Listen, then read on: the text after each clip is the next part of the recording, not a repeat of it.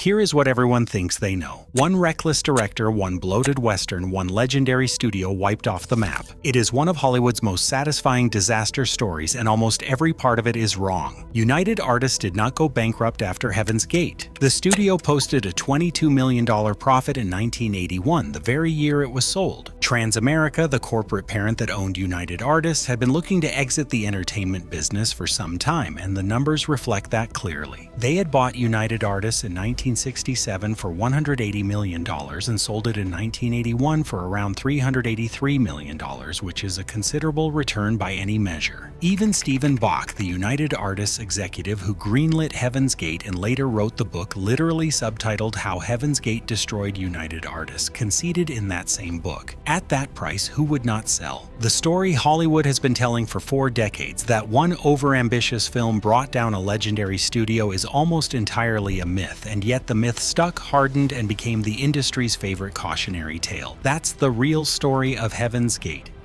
United Artists was not a normal studio. Founded in February 1919 by Charlie Chaplin, D.W. Griffith, Mary Pickford, and Douglas Fairbanks, it was built on a radical idea. The artists own the company, not the other way around. For decades, that philosophy gave United Artists a creative identity that set it apart from every other major in the business. By 1967, Transamerica Corporation had absorbed United Artists, and the corporate culture began grinding against that artistic independence in ways that were slow at first, then suddenly very fast. In 1978, a group of the studio's most experienced executives, led by the legendary Arthur Krim, walked out entirely to form a new company called Orion Pictures. The people who actually knew how to run United Artists were gone, which left behind a studio with a prestigious brand, a corporate parent that did not fully understand the film business, and a leadership vacuum right when the industry was entering one of its most expensive and chaotic periods.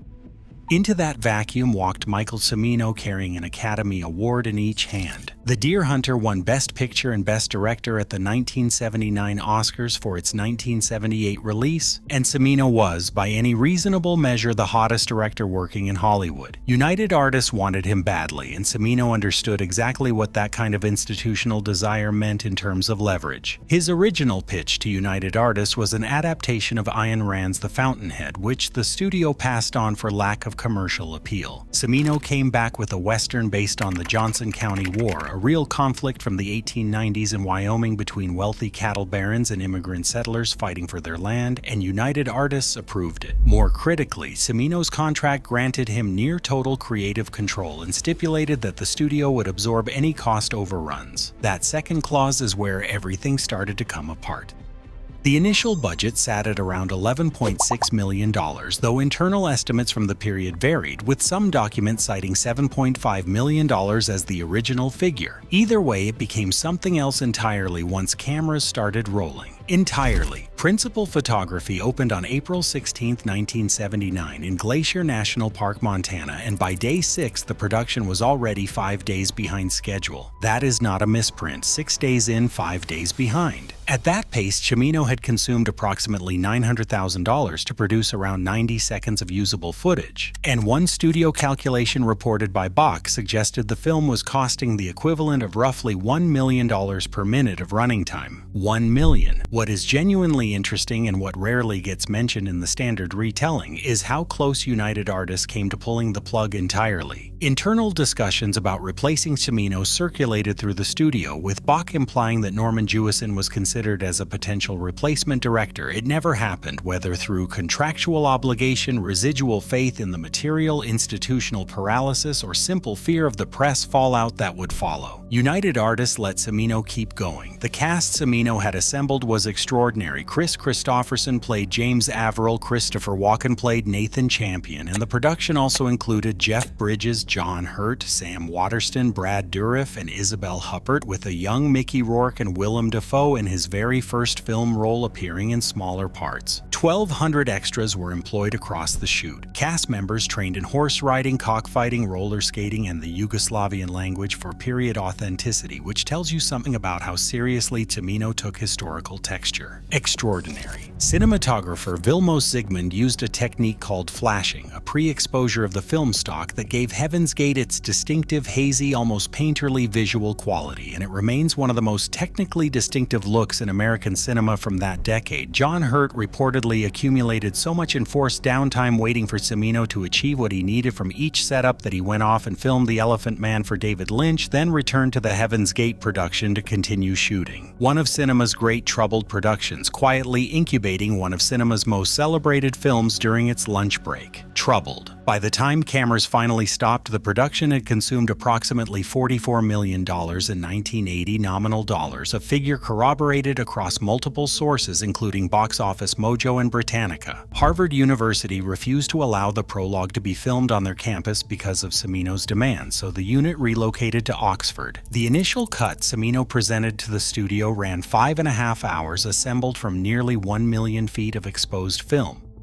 The New York premiere took place on November 19, 1980, with the cut that screened running 3 hours and 39 minutes. Vincent Canby of the New York Times called it an unqualified disaster and compared the experience to a forced 4-hour walking tour of one's own living room, which is the kind of review that travels fast and sticks permanently. Other notices were not much gentler, and United Artists pulled the film from theaters within days of its limited opening. Cimino went back and cut the film down to 149 minutes, and that version entered wide release in April 1981. It still failed. The domestic gross came in at approximately $3.5 million in nominal dollars, confirmed by Box Office Mojo and the numbers, against a production cost of $44 million. The film collected 5 Golden Razzie Awards, including Worst Director, and Heaven's Gate became the industry's shorthand for directorial ego operating without institutional sanity.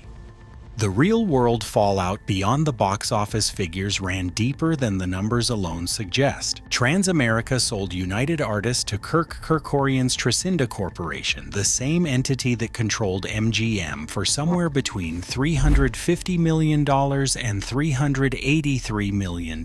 Those two figures appear in different sources and they conflict, so treat either with appropriate caution. The practical consequence was that United Artists ceased to exist as an independent creative entity, and the studio founded by Chaplin and Pickford on the principle of artist ownership became a corporate asset traded between conglomerates. There was also an animal welfare controversy that carried lasting consequences for the entire industry. The American Humane Association had been barred from the set during production, and accusations surfaced after filming rapped that horses had been killed during a large battle sequence, with claims that one animal had been harmed through an on-set incident involving explosives. The American Humane Association's response was organized and public, and the outcry proved serious enough that the association's access to film sets became contractually mandated going forward. The "No animals were harmed" disclaimer, now appearing in film credits, is, by most accounts, a direct legacy of what happened during the production of Heaven's Gate. That is a strange kind of cultural footprint for a film that was supposed to have none. Cimino's career never fully recovered. After Heaven's Gate, he was hired to direct Footloose, then removed before production began, with fear of another Heaven's Gate reportedly cited as justification. He continued working as a director but never again operated with the authority or the resources the late 1970s had placed in his hands. He passed away in July 2016.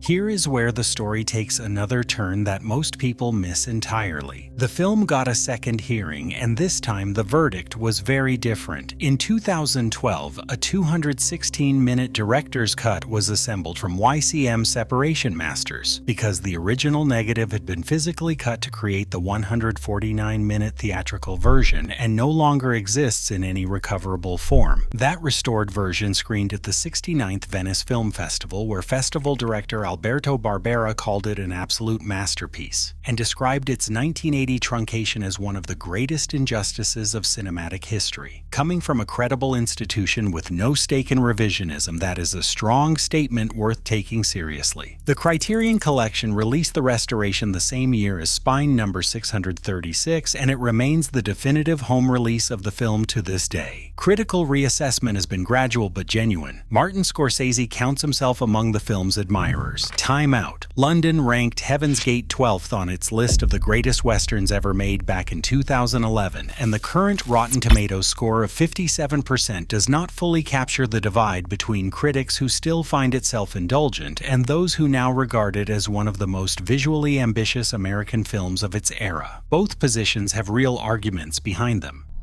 The industry lesson, though, is the part that never got revised or softened. Film historians, including Peter Biskind, have noted that Heaven's Gate effectively ended the director-driven era in Hollywood. The post-Easy Rider period, when studios handed auteurs the keys and essentially said, "Bring us back something great." After Heaven's Gate, the studio system clawed that authority back and kept it. The irony is that Kevin Costner's Dances with Wolves, which ran famously over schedule years later, was nicknamed Kevin's Gate by its own crew during production. That film won Best Picture. Timing and cultural temperature matter as much as the footage, which is a lesson the Heaven's Gate story itself proves very clearly. Producer Irwin Winkler put it plainly. They gave the artists complete freedom. Basically, they gave you a check and said, "Here, bring back the film." Those days are gone forever. Heaven's Gate eliminated that kind of filmmaking completely. Bach, whose book Final Cut remains the definitive account of the production, acknowledged late in life that the narrative had grown larger than the underlying facts could fully support. And that gap between what the facts show and what the industry chose to believe is really the heart of the whole thing. Heaven's Gate did not kill United Artists in any straightforward financial sense. What it did was give Hollywood a story it desperately needed, a clean morality tale about ego overriding accountability, and the industry used that story to justify a fundamental shift in how creative power was distributed and who got to hold it. The myth served a purpose then, and it still serves one now. United Artists technically still exists, operating today under the Amazon MGM Studios umbrella. In July 2024, Amazon announced a revival of the United Artists banner through a multi-year first-look deal with producer Scott Stuber. Whether that version of United Artists shares anything meaningful with the studio Chaplin and Pickford built is a question the brand's history makes genuinely uncomfortable to sit with. The story of Heaven's Gate was never really about one bad film and one broken studio. It was about how Hollywood decides which story it wants to tell about itself and how long those stories stay in circulation once they are out in the world. Turns out quite a long time.